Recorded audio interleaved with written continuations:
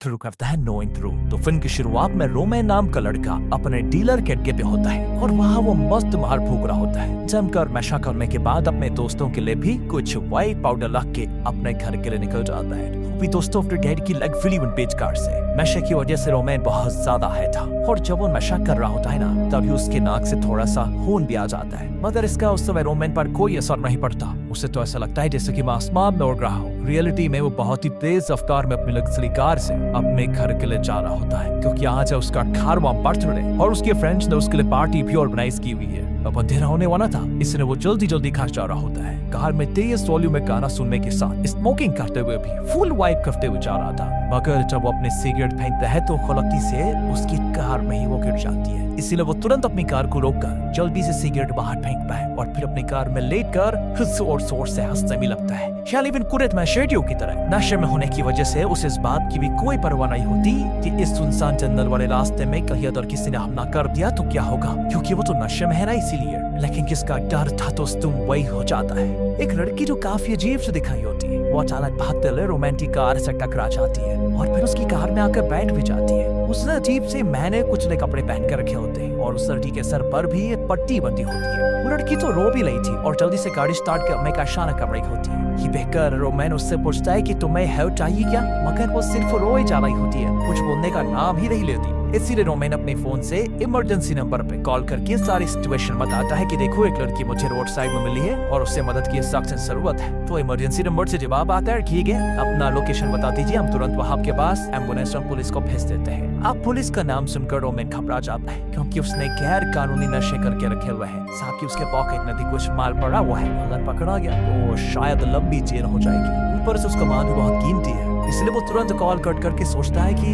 नहीं यार मैं काम करता हूँ, मैं खुद ही इस लड़की को हॉस्पिटल लेकर चला जाता हूँ, वहाँ तो लोग इसकी मदद करेंगे ही। तो वो ड्राइव करना शुरू करता है। साथ ही उस लड़की से पूछता रही है कि मैडम अब ठीक है ना, थोड़ा पहले से बैठना, मतलब आप घबराइए मत, आपको कुछ नहीं होगा। मगर मैडम है कि कुछ बोलने का नाम ही नहीं लेती, वो बस अपना सर पकड़ के रोए जा रही होती है। अब इससे रोमैन को लगता है कि शायद इससे मेरी लैंग्वेज समझ नहीं आ रही है, यानी ये मैडम फ्रेंच नहीं समझ पा रही है। लेकिन फिर बड़ी मुश्किल से वो मैडम कुछ अपनी प्रॉब्लम को बताने की कोशिश करती है। उसके पास एक रिकॉर्डिंग डिवाइस होता है जिससे वो ठोक पीट कर चालू करती है। उसमें से आवाज आती है ये सब्जेक्ट C39 है, ये एक लड़की है और इसकी उम्र 20 से 25 की है, इसकी नेशनलिटी हमें भी नहीं पता, यानी ये किस देश की निवासी है कि हमें नहीं पता। ये सारी चीजें उस डिवाइस में बोली जा रही होती है। आगे बताते हैं कि पर इसके हेयर ब्लॉन्ड है, आई ब्लू है और हाइट 1.77 मीटर्स की है। हम इसके दांत और जुबान सेफ्टी के लिए निकाल दे रहे हैं और इसे हम रेट्रोवायरस इन्फेक्टेड ब्लड का इंजेक्शन लगाने वाले हैं। तो दोस्तों ये सारी बातें उस डिवाइस में बोली जाती है। अब रोमैन तो नशे में होने की वजह से उसकी बात समझ ही नहीं पाता, मगर हम तो समझ पाते हैं कि ये लड़की जरूर किसी और देश से यहाँ इलीगली रहने के लिए आई होगी और उस पर किसी ने कोई एक्सपेरिमेंट किया है जिसने उन्होंने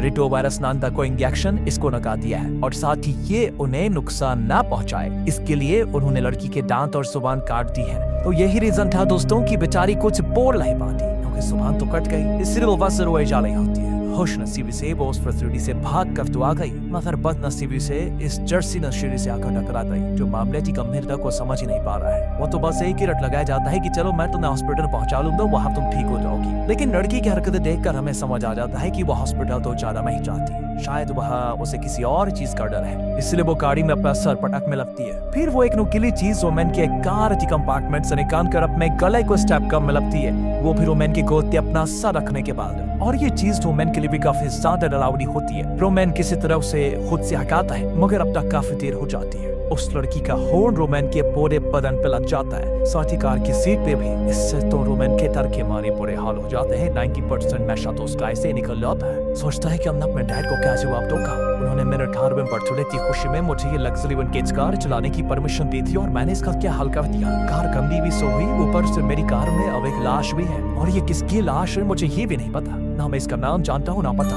अगर किसी ने देख लिया तो पता नहीं क्या होगा मेरे साथ। इसलिए वो अपनी शर्ट को लाश के ऊपर गाड़ कर जल्दी से कार को अपने घर के गैराज में बंद कर लेता है और फिर जल्दी से दरवाजा बंद भी कर लेता है। उसका एक फिलिप नाम का पड़ोसी है, वो उससे बात करना चाहता है, मगर वो तो ये कहकर वापस भेज देता है कि कल बात करते हैं। फिर रोमन शर्ट हटाकर उस लाश का चेहरा देखता है और समझने की कोशिश करता है कि ये रियल में हुआ क्या, ये सच में कुछ हुआ भी है या फिर मेरे मार फूंकने की वजह से मुझे चीजें दिखाई दे रही है। तब इसकी नजर आईने पे पड़ती है और अपने बदन पे इतना सारा खून देखकर वो घबरा जाता है और जाकर सबसे पहले शावर में आता है, अपने बदन से अच्छे से खून को साफ करता है और शावर में रहते खूब रोता भी है कि मैं किस मुसीबत में फंस गया हुई है। तब उसे उसके डैड को कॉल आता है। रोमन भी जल्दी से उठाता है तो उसके डैड कहता है कि क्या हुआ बेटा, मैंने 3 बार कॉल किया है और तुमने उठाया नहीं, मेरी कार की तो है ना। यानी रोमन के डैड को अपने बेटे से ज्यादा अपनी विंटेज कार की पड़ी हुई है। रोमन भी छोड़ बोल देता है कि हाँ कार बिल्कुल सही सलामत है डैड, आप टेंशन मत लीजिए। डैड कहते हैं कि मैं कल दोपहर तक घर आ जाऊंगा, फिर हम दोबारा बर्थडे सेलिब्रेट करके उसी रेस्टोरेंट में चलेंगे बेटा जहाँ हम पिछली बार गए थे, तो मैं वो जगह बहुत पसंद थी ना, फिर चलेंगे वहाँ। यहाँ पे किसी तरह से बात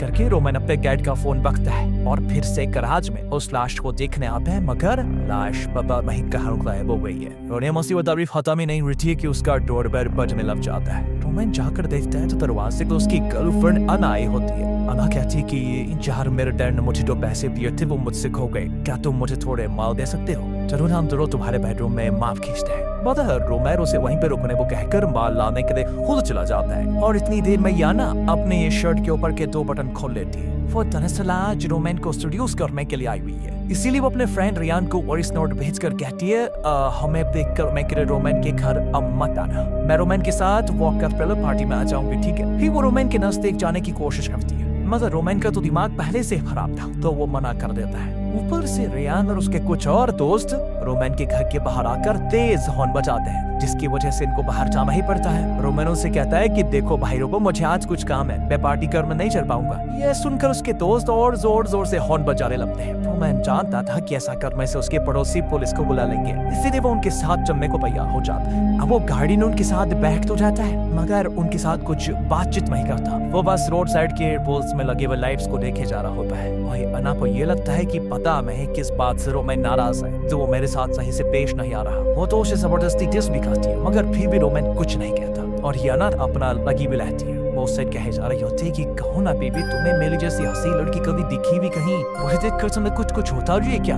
यही ड्रामा करते करते ये रोक का पार्टी पहुंच जाते हैं, पता ही नहीं चलता। और यहाँ पार्टी हाउस में बड़ा तेज वॉल्यूम गाना बज रहा होता है। सभी बर्थडे बॉय के साथ यहाँ टाइम स्पेंड करना चाहते हैं। हर वक्त कोई ना कोई उसको खींचकर अपनी ओर में कर जाता है, जिससे परेशान होकर फाइनली रोमन एक मास्क पहनकर वॉशरूम में चला जाता है। अभी के लिए तो बस वो ये चाहता है कि सब मुझे कुछ देर के लिए अकेला छोड़ दे, ताकि मेरी समझ में आ जाए कि हुआ क्या मेरे साथ। मगर दोस्तों उसी वॉशरूम में आना अपनी बेस्ट फ्रेंड जूलिया के साथ आ जाती है। अना तो वहाँ पर मार ठोकने आई थी, मगर जूलिया अपने साथ एक प्रेगनेंसी किट भी लेकर आई होती है, जिससे अना उससे पूछती है कि अरे तुम तो सिंगल हो, 1 साल से तुमने किसी बंदे को डेट नहीं किया, फिर ये प्रेगनेंसी किट क्यों? इस पर जूलिया कहती है कि किसने कहा मैं किसी के साथ सोई नहीं हूँ पूरे साल। अना बड़ी एक्साइटेड हो जाती है, पूछती है अरे किसके साथ सोई हो बताओ तो, मेरी बेस्ट फ्रेंड होकर तुम मुझे नहीं बता रही, बताओ। और मैशर में होने की वजह से जूलिया बता देती है कि मैं रोमन के साथ सोई हूँ, यानी तुम्हारे बॉयफ्रेंड के साथ। दोस्तों ये सुनकर मैं बिल्कुल गुस्से में नाराज हो जाती हूँ। हालांकि उसने भी नशा करके रखा हुआ था तो वो कुछ तमाशा तो क्रिएट नहीं कर पाती, मगर वहाँ से पार्टी में चली जाती है। उसके जाने के बाद रोमन सामने आता है और जूलिया के साथ चुम्मा चाकी करने लग जाता है। यानी आज जो सब्जेक्ट सीट हकीनैन के साथ इतना कुछ हुआ,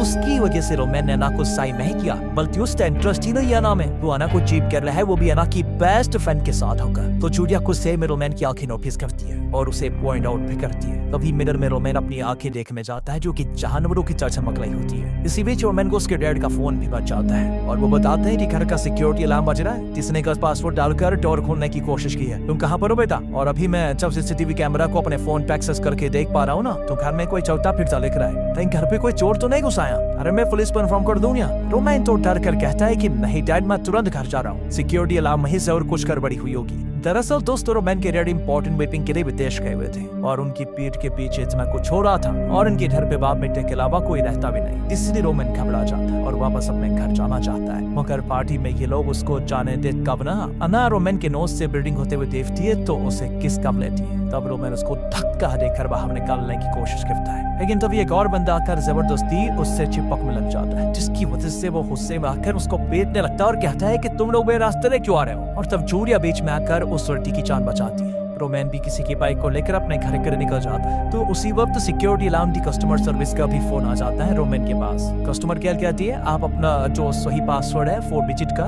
उससे जानकर डीएक्टिवेट कर दीजिए अलार्म को। अब रोमैन उसे अपने घर का पासवर्ड भी बता देता है, मगर कस्टमर केयर कहती है बताने से कुछ नहीं होगा, आपको खुद से एंटर करना होगा। अब रोमैन तो बेचारा कहीं नहीं पाता कि मैं घर पे हूँ ही नहीं, वरना कस्टमर केयर वाले तुरंत ही घर पे पुलिस भेज देंगे। इसलिए रोमैन किसी तरह से कस्टमर केयर को अपनी बातों में उलझा कर जल्दी से घर पहुंच जाता है और फिर सही पासवर्ड डालकर फाइनली अलार्म को ऑफ कर देता है। फिर जैसे रोमैन राहत की सांस लेने की सोचता है, उसके डैड कॉल करके पूछते हैं घर पे क्या चोरी हुआ है, मगर रोमैन कहता है कि कुछ भी नहीं डैड, सभी सही सलामत है। वो कॉल कट करके सही में अपने घर की जांच करता है तो देखता है कि किचन की टैप खुली हुई है, साथ ही किचन कैबिनेट भी खुला हुआ है। पास ही में सब्जेक्ट C39 की डिवाइस पड़ी हुई है, जिसे ऑन करने पे उसे आगे सुनने को मिलता है कि सब्जेक्ट का बॉडी टेम्परेचर नॉर्मल है, पल्स भी नॉर्मल है। मगर एक बात हमने नोटिस करी कि जब सब्जेक्ट को लाइट का एक्सपोजर मिलता है तो वो बहुत ही ज्यादा पावरफुल हो जाती है। इसके बाद रोमैन की नजर बाथटब पे जाती है, जहाँ बाथटब में सब्जेक्ट C39 बैठकर नाइफ से अपना गला काट रही होती है और उसमें से रेड लाइट के साथ एक बीप की आवाज भी आती है। रोमैन जल्दी से वो नाइफ छीन लेता है, मगर सब्जेक्ट अपने गले से वो डिवाइस निकालकर रोमैन को देने की कोशिश करती है, लेकिन इससे डरकर रोमैन तो घर से ही भाग जाता है। मगर घर के बाहर उसे ब्लैक कमांडो दिखाई देते हैं। उन्हें देखकर रोमैन तुरंत छिप जाता है और वो देखता है कि एक ब्लैक कमांडो सब्जेक्ट C39 को शूट करके मार डाल रहा है। ये देखकर रोमैन घर से बाहर भाग जाता है। वो जंगल में भागने के बाद खूब हंसता है कि वाह रे क्या किस्मत है मेरी। दरअसल दोस्तों अब उसका दिमाग काम ही नहीं करता, उसे कब हंसना चाहिए कब रोना चाहिए समझ ही नहीं आता। तो आगे उसे रोड साइड पे लाइट जलती हुई दिखती है, तो वो वहाँ पर जाकर अपने हाथ को खुद से बाइट करने लग जाता है, बिल्कुल एक पागल आदमी की तरह। वो भी मतलब एकदम जानवरों की तरह अपने आप को ट्रीट कर रहा होता है। मगर तभी वहाँ पे दोस्तों ब्लैक कमांडो की वैन आती है और वो रोमैन को गाड़ी में ले जाकर शूट करके मार डालते हैं। और जैसे वैन वहाँ से जाती है तो अना वहाँ पर आ जाती है। वो वॉइस नोट में रोमैन को कहे जा रही थी कि तुम्हें पता भी है तुमने क्या किया, तुमने उस लड़के का जौ तोड़ दिया मारकर, तुम्हारी हरकत की वजह से तुम्हें जेल भी हो सकती है। मैं तुम्हारे घर भी आई थी मगर वहाँ कोई नहीं था। ये बातें तो थी वॉइस नोट की। तो फिर वो रोमैन को कॉल करती है और कॉल रिसीव होते ही वो रोमैन पे चिल्लाती है, तुमने मुझे धोखा क्यों दिया, तुम्हें पता भी है जूलिया प्रेग्नेंट है। इधर से कुछ आवाज नहीं आती तो वो कॉल कट करके टैक्सी में बैठ जाती है। तभी उसे जूलिया कॉल करके कहती है कि देखो नशे में मैंने जो भी कहा उसके लिए मुझे माफ कर दो। वैसे भी रोमैन ने ही रिश्ते की शुरुआत की थी, मैं तो तुम्हें अभी भी अपनी बेस्ट फ्रेंड ही मानती हूँ, प्लीज मुझसे मिलने के लिए ब्रिज पे आ जाओ, मुझे अभी अच्छा नहीं लग रहा। अना कहती है वाह मेरी लाइफ की तो वैसी लगी पड़ी हुई है और एक चीटर बेस्ट फ्रेंड की मदद करने के लिए मैं क्यों आऊँ। फिर कुछ ही देर में ड्राइवर कहता है कि एक ब्लैक वैन हमारा पीछा कर रही है। वो उतर कर देखने जाता है कि आखिर मसला क्या है। तभी कमांडो उसे भी शूट कर देते हैं। अब ये देखकर तो अना डर जाती है और वो खुद टैक्सी को ड्राइव करके वहाँ से भागने लगती है, मगर फिर उसके पैर अकड़ने लग जाते हैं तो उसे गाड़ी से नीचे उतरना पड़ जाता है। एक पल के लिए तो उसको ऐसा लगता है जैसे उसके पैर बिल्कुल पैरालाइज हो चुके हैं और उसके पैर में जैसे जान ही नहीं बची। मगर जब कमांडो उसे मारने के लिए आते हैं तो वो एकदम मिल्खा सिंह की तरह तेजी से भागना शुरू कर देती है। फिर वो भागकर एक क्लब के वॉशरूम में जाती है और आईने में खुद को देखती है तो उसकी पीठ पे गोली लग चुकी थी। मगर अना मरना नहीं चाहती दोस्तों, मरना कौन चाहता है। वो देखती है कि उसके पूरे बदन पे खून लग चुका है, साथ ही उसकी गर्दन भी बिल्कुल अजीब तरह से क्रैक हो रही है, जिससे वो घबरा जाती है कि मेरे अंदर ये हो क्या रहा है। उसी वक्त उस क्लब में कमांडो घुसकर वहाँ मौजूद सभी लोगों को शूट करके मार डालते हैं। तो यहाँ ना वॉशरूम की खिड़की से बाहर भाग जाती है और फिर लाइट की रोशनी पड़ने से वो और पागल की तरह बिहेव करने लगती है। उसके अंदर भी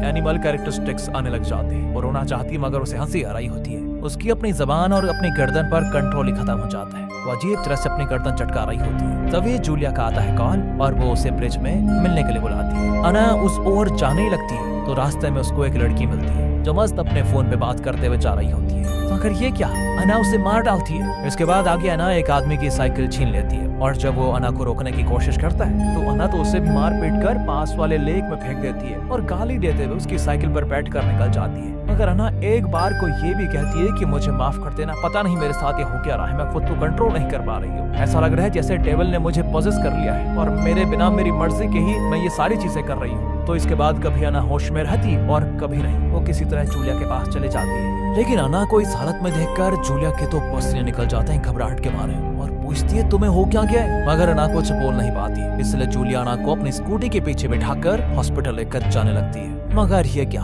रास्ते में ही अना बिल्कुल अजीब बिहेव करती है। वो अपने बदन का खून जूलिया पे लगा देती है और कभी कभी वो खुद जूलिया को बाइट करने की भी कोशिश करती है, तो कभी वो जूलिया का गला भी दबा देती है। साथ ही वो अपनी जुबान से जूलिया को लिक भी कर रही होती है। जूलिया काफी देर तक उसको संभालने की कोशिश करती है मगर जब उसे समझ आ जाता है कि अना अब अना नहीं रही, वो कुछ और ही बन गई है, तब जूलिया उसे वहीं पर छोड़कर मजबूरी में अकेले ही स्कूटी से भागती है। कुछ दूर जाने पे जूलिया को उसकी मॉम का कॉल आता है, जो कहती बेटे जल्दी घर आ जाओ, यहाँ कुछ तो चल रहा है, मेरी समझ नहीं आ रहा। मेरी नर्स भी मुझे छोड़कर अकेले भाग गई है, साथ ही मेरी व्हील चेयर भी अटक गई है। यानी जूलिया की मॉम अपाहिज है, जिसकी देखभाल करने वाली भी कोई थी, मगर इस शहर में जो कुछ भी मुसीबत चल रही है उसके डर से वो नर्स भी भाग चुकी है। और अब जूलिया की मॉम को मदद की सख्त जरूरत है, इसलिए जूलिया जल्दी से अपने घर के लिए निकल जाती है, मगर उसे पीछे से अना की आवाज आती। दरअसल अना में सुपर पावर्स आ गई है, वो काफी तेज दौड़ सकती है और कहती है मैं तो तुम्हें पकड़ ही लूंगी। यानी कि वो स्कूटी की स्पीड को मैच करके भाग रही होती है।